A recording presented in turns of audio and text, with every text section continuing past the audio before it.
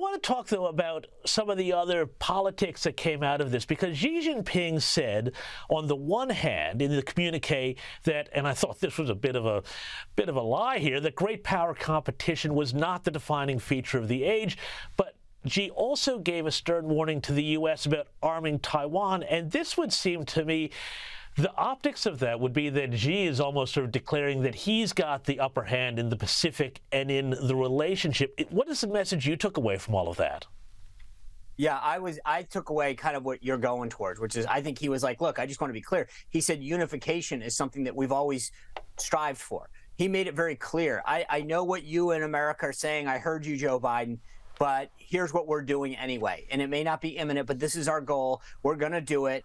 And don't get in our way. And they didn't back down at all. They were very clear about what their goal was. And I think that was none of the things that were said today. It was like, yes, if you want to still have phone calls and we can talk and giggle, but we're still doing what we're going to do and we don't really care. That's the difference. There was no sense of China saying, okay, we got the message. We sent a spy plane over you. We've been provocative in the South China Sea. We get it. We've gone too far. We want to reset relationships. The dialogue today was very much like, hey, if you want to still talk, we're cool with talking, but we have an agenda and we're going to execute that agenda, and we really don't care what you have to say.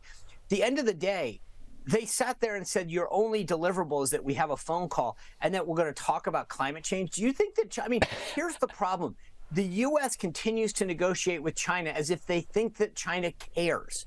China doesn't care about climate change. Otherwise, they wouldn't be doing what they're doing. They know what they're doing causes damage to the environment. They know what they're doing undermines human rights. They don't care. It's not like they went, oh, my God, you know what, Joe, you're right. All these factories are actually doing damage to the environment. The way that we're treating people, you're right. It is kind of bad and nasty and inhumane.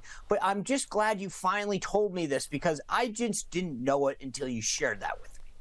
And I was also, Sean, absolutely, amazed, I guess, what else were they going to do, that they had APEC in San Francisco, which, of course, as we know, is an open-air museum of dysfunctional left-wing progressive politics. But what did you make of the incredible cleanup effort where I don't know how they got those streets cleaned up and bleached and sanitized, and they put up basically cages to keep people walking in the right areas? It was almost, like a sort of a Chinese totalitarian effort there to get all of this done. What did you make of the way Gavin Newsom just said, yeah, look, the place was a dump, we cleaned it up, and I guess next week it's going to go back to being a dump again? You know, I think a lot of folks in Australia will relate to this, but sometimes you go down to the beach and you draw something in the sand and you build a sandcastle. And then the tide comes in and it washes it all away. That's literally what's going to happen. They built something up. They made something pretty. The tide will come in, wash it all away, and it'll be back to how it's always been. But that's what they did. What a waste of money. I cannot believe, of all the places in the U.S. that you could have showcased, you chose San Francisco. It smells gross. The people, if anyone who's been there recently, it's a disaster what that city has become. And so what's an even bigger disaster? They pushed everyone out to like a periphery where no one could see. So all you had to do was like go over one. It was actually, the funny thing is, it was very much like China. When I served in the Bush administration, I traveled over there a few times. They would clean up stuff within the bounds that everybody would operate in. But if you ever asked anyone outside the boundaries, they would tell you it's still as bad as it was, the day before. They just pushed it out for a day or two. By next week, it's going to all look the same again. What a waste of money. And it was actually, I think, a disservice. It was pretty much the Chinese seeing how we do what they do. We come in, we clean up a city, we make it look nice while everybody's there, and then it goes back to the way it was the second that the cameras are gone.